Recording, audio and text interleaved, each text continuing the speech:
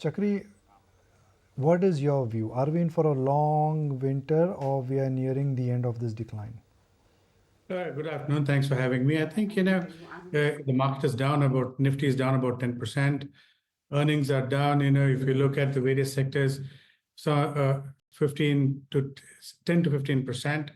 And on the other hand, the stocks, some of the PC stocks are down 40, 50%. So from at that perspective, I don't think there is much downside, but what is clearly needed is some kind of a catalyst for earnings to revive upwards. Now, that catalyst can come from an RBI rate cut. I know people are talking about it being postponed to February, but RBI has increased rates by about 250 basis points, very short period of time. So, consumers and companies need to see the other side of the coin, that is the cut-off rates. So while food inflation is high, I think if there is a December cut, that would provide one of the catalysts. I go back to Zomato. Naresh, it's a bull market stock. 50 became 300, 300 became 240, today it is at 269. Is there money to be made in Zomato, Naresh? It has corrected 30%. Is that enough for a bull market stock like Zomato? So the stock is really not corrected as much. If you look at it, the highs were around 300. Now we are at 269, just a 10% correction. So too early to get into a stock which has gone up 5x, 6x from the lows. So there's a good possibility the stock can consolidate. Overall, the trend has not been broken, unlike in a lot of other mid-cap names. The last low for the stock back in August, September was 240. 240 was the low in October as well. So out here, till the time it holds 240, the trend still remains up. It could consolidate between 240 to 300. At current levels, the risk reward is not great to buy. But if we see a much larger correction, then maybe one could look at it. Chakri, Swiggy is better or Zomato is better? I'm not talking about service. I'm not talking about preference or menu card here. I'm talking about stocks. Yes. I think, Nikunj, clearly, I think Swiggy is a far lower valuation today. Trades at, I think it trades at 7.8 times is what Zomato trades at revenue. This trades at probably about 3 times. So both are similar size companies. They have similar market share. Only the things, Swiggy is slightly less profitable. So I think the valuation differential, could be made up. So I think clearly one can buy Swiggy here at current levels. Okay, just looking at some of the names right now, while Eicher Motors, of course, is holding out, Apollo Tyres is looking good. Indian Hotels has jumped up a good 3.6%. And mind you, Indian Hotels is one of the few stocks that hasn't quite, given up in the recent correction in the market in the last 1 month. I don't know if we can bring up the 1-month chart. That's a fresh peak on that stock. 742 is where it is. In the last 1 month, in fact, it's gained about almost 4% Chakri, what are some of the resilient to market correction names? And I'm sure Indian Hotels will make it to that list that you've spotted so far this earnings season. You're right. Companies like Indian Hotels, because, they cater to the higher end of the income segment, which has not been affected. Their spending remains strong. So I think clearly one can buy. Second, now IT, information technology, with Trump coming back and US corporate tax cuts being talked about, that increases the discretionary budgets for IT budgets for companies, which is good for Indian IT. Well, what do we have? We have a market which is looking, it is not falling. These days, Naresh, if market stops falling, that's also a relief, right? I mean, forget about gains. Nahi gir raha is also good news. Yeah, so that's the first signal which we get in the downtrend. And Naresh, for the first time, you smiled today. Nahi gir raha hai, wo bhi achhi news hai, right? Yeah, so that is how it is. Kunal tells me to make Naresh smile is impossible. Yeah, so it's the market which makes you smile most of the time. But as of now, it's a tough time. But if you look at the price action today, we've seen heavyweights hold on. We are seeing a doji formation on the candlesticks. But it needs a follow-up the next day to cross the previous day highs or the next day highs. So for now, we watch out for 23,750, 23,800. If that breaks next week on the upside, then we get a short-term reversal. Much like Indian hotels, I don't think Zomato as well has fallen a whole lot, right, in the recent correction in the market. And now, of course, with its F&O inclusion, this chatter that next it's going to be eligible for a nifty inclusion as well, perhaps. What are you reading on the charts of Zomato at 269? Yeah, so Zomato definitely looks good. Recently, it has surpassed the crucial moving average also, and the correction was limited. It found support around 240 and bounced back sharply. So from the new age tech company, it is one of the strongest company. The technical setup is quite good. It has been resilient. And it looks like that it is headed higher. 285 is the next resistance I see for the stock, which was a swing high, previous swing high, and the yesterday's low becomes the crucial support. So for the short-term traders, I would suggest support at and stop loss at 240, 254, which was the yesterday's low. It becomes the strong support now. On the higher side, as I said, 285 is the next resistance for the counter, and it is likely to outperform like Indian Hotel has been doing. Zomato is also that kind of setup I can see on the charts. Okay, now we're talking about the real big beneficiaries of this F&O inclusion. 40 plus names, 2 or 3 are the odd ones out, but 2 or 3 ones are the ones where excitement is going to only increase. Names like Zomato, Jio Financial Services, can they really make it to the Nifty? Can they really make it to the Sensex? Well, Nomura feels that. And Sumit's got details on what the Nomura's view on the recent F&O inclusion is. Well, yes, 45 new stocks will be a part of the F&O basket from November 29. Now, this expansion is quite significant given the fact that since 2015 till now, only 100 stocks were added, and now we are seeing a 45 stocks addition in just one go. So, a few stocks that we need to keep an eye out for. Firstly, it's Jio Finance and Zomato. Now, both these stocks were among the top key candidates to be included in the Nifty 50 semi-annual review back in September 2024. But given the fact that both these stocks were not part of the F&O stocks, they weren't included in the Nifty 50. Now, with this inclusion coming in, both these stocks now have a very high chance of getting included in the Nifty 50 index, which in the next review, which will happen in March 2025. Now, as per Nuvama alternative, if Jio Finance and Zomato get included in Nifty 50, then it could replace either 2 of these 4 stocks, that is BPCL, Eicher Motors, Hero MotoCorp and Britannia. Now, if they get included, then the inflows that we could see in Zomato and Jio Finance going forward could be anywhere between 400 to 660 million US dollars, and the outflows in the for BPCL, Eicher Motor, Britannia and Hero Moto could be anywhere between 240 to 260 million US dollars. So keep an eye out for these stocks. Now, as per IFL alternative research, Zomato could also get included in the Sensex index, and this review will happen in December 2024. And if it gets included in the Sensex, then the inflows could be anywhere between 400 to 445 million US dollars as per IFL alternative. Now, they also analyze the stock performance of the stocks that get included in the F&O basket since 2015. Now, they're saying that the number of stocks that have got included in the F&O since 2015 is close to 100, and the average price movement has been positive 3.2% for these stocks. Now, the percentage of stocks that have seen a positive movement from the announcement date till the inclusion date is nearly 70%, which means that 70 out of these 100 stocks have seen a positive movement since the announcement has been made of getting included into F&O until the time the actual inclusion has happened, and nearly 49 of these stocks have seen a positive move after 20 days after getting included in the F&O basket. So keep an eye out for these stocks that are getting included in the F&O. We could see some positive price action in them. Those are the F&O inclusions. Let's also take stock of how Reliance has actually panned out in the last 1 month or so, because this is one leadership stock which has corrected a fair lot in the last 1 month. It's almost seen a 6% correction and a fair amount of market cap loss as well. 1268 is where the stock is in today's trading session. Chakri, what would it take for Reliance to make a meaningful comeback?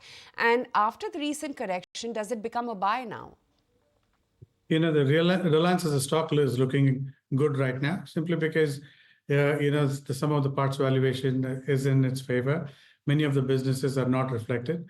At the same time, I think one of the reasons why the stock has corrected because of the huge volatility in prices, oil prices, which has, kept the refining margins in a very suspended animation. You're not very sure in their hedging policies, which most companies have this problem. So given all this, I think, with the current outlook of a revival in the US and the whole of Europe is also cutting rates, So therefore, and therefore reviving economies are always good for oil and gas stocks along with its other businesses. It's a market where Reliance is down in a very meaningful manner.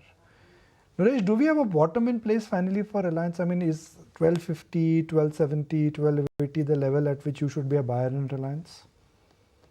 So at current levels, the risk reward is good. The stock is corrected 20% from the top. It's much lower than where it was in the last 1 year. It is almost back to the same prices as it was in 2022.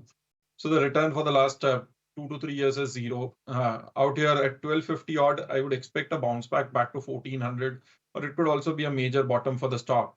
So at current levels for a long-term investor as well as for a short-term guy, the risk reward is very positive. What is your view? Do we have a final bottom in place for Reliance? Vinay? Yeah, so it's very difficult to say. Right now, the overall trend is still bearish. We are expecting a pullback. So follow buyings and the kind of reversal we will see. We will gradually review the overall trend. But right now, it has fallen around 20% from its all-time high. So the positional trend is still weak. There could be a pullback, and we have to see whether those pullbacks are getting into the reversals or not. But as of now, I'm not taking big bet because markets are also not that supporting. So I'm not saying I'm not betting on the reversals, but yes, pullback can be expected with the yesterday's low as a stop loss, which was 1249. So that stop loss should be there for traders, and we can expect some pullback rally to come. Okay, that's the take coming in on Reliance Industries. Chakri, you think autos has had the worst, and have these stocks bottomed out? Just taking a leaf from the way Eicher has reacted after its earnings today. Auto as a sector is down anywhere between 15-20% in the last 1 odd month on well-known fears of slowdown in consumer demand, slowdown demand across commercial and consumer. But I think, now, for instance, a Maruti trades at about 22, 23 times. Hyundai trades much lower. It's probably trading at about 17, 18 times. TVS Motors slightly higher. But, I think they've all kind of bottomed out. And whenever interest rates will be cut will be the next catalyst. But I think, pretty much one can start buying these stocks now. Interesting. That's the take coming in on autos. By the way, Hero MotoCorp as well, after the recent sell-off in the stock, has actually seen a bit of a rebound. It's slated to come out with its numbers as well. So let me take it across to our research analyst, Sharad, who's waiting by to tell us what the ET Now poll is pricing in for Hero MotoCorp. Well, yes, one of the last earnings in the Nifty and the auto pack is Hero MotoCorp, and overall expectations for the September quarter is that revenue is expected to jump almost 7% on a year-on-year basis, coming at more than 10,200 crore rupees, while also PAT is expected to jump 9% Margins also, slight bump up is expected of roughly 100 basis points, coming in at 15%. Now also the factors to watch out for importantly would be the demand outlook both in the domestic as well as the international space, and also what would be the important timeline launches coming in for their vehicles as well. Premium segment growth is something which the street is expecting to drive better margins, and the revenue growth expectations which is kicking in for the September quarter includes a volume growth as well as increase in realization.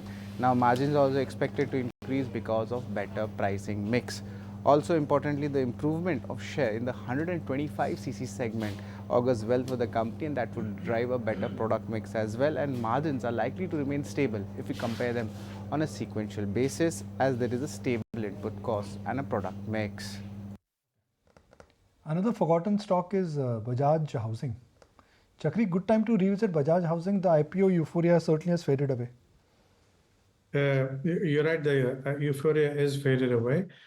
But I think there is no catalyst in terms of what will make a home buyer that acceleration that is needed to see an increase in business housing for housing finance companies. That is not evident yet. So I think it all comes down to this interest rate cut.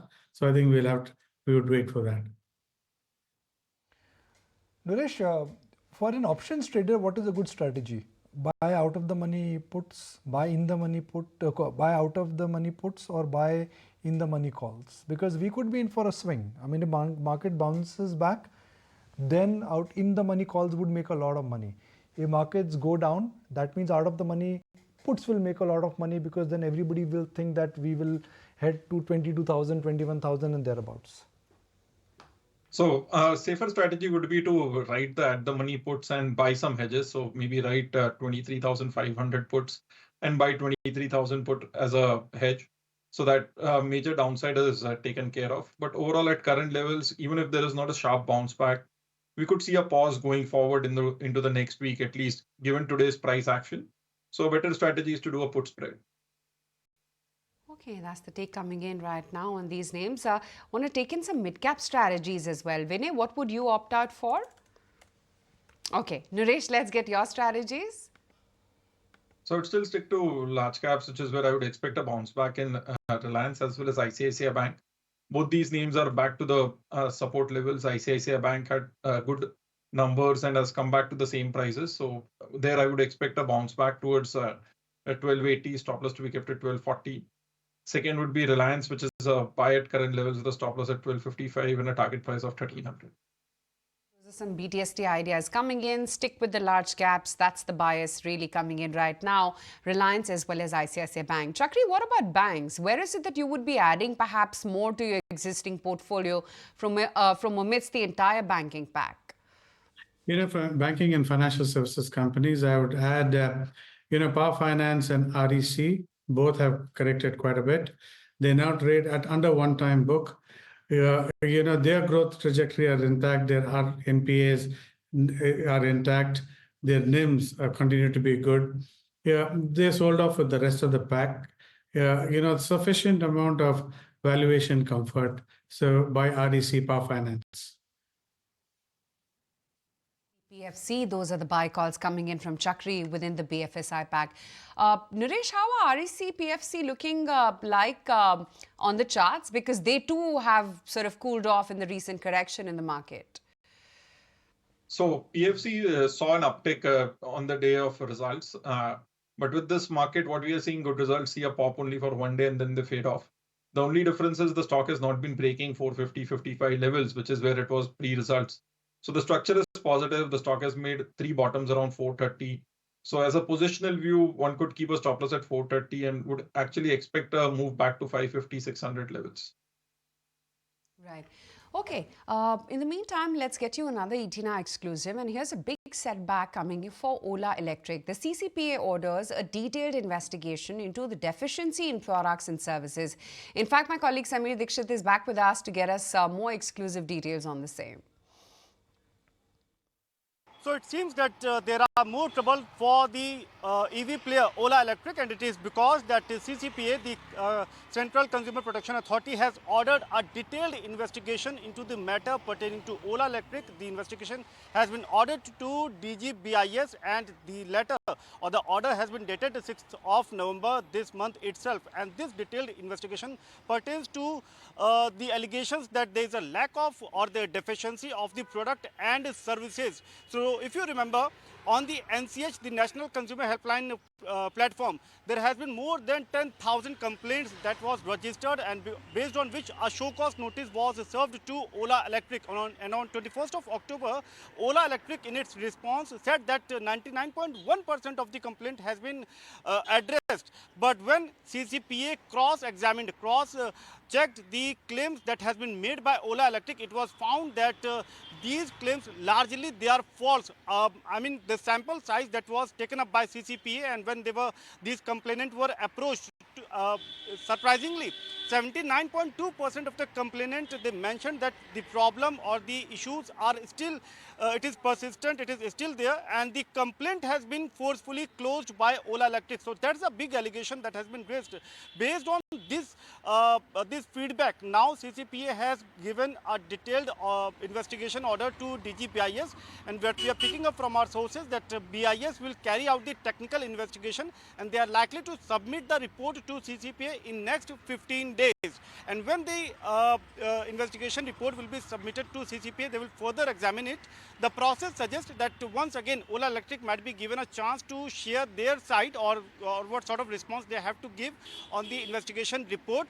And if things goes against Ola Electric, then Ola Electric may face many major setback, which may include even the recall of the vehicles or the two-wheeler EV that Ola Electric has been selling in last couple of years. So that's the big development in the Ola Electric case, that a detailed investigation has been ordered, and this is based on the complaint that has not been addressed by Ola Electric, but yes, they have mentioned that largely to 99.1% the complaints have been addressed. And when cross-examined, CCPA found that these claims were not satisfactory, they were not correct, and based on which the detailed investigation has been ordered by CCPA to DGBIS. If you like this video, then like, share and subscribe to ET Now.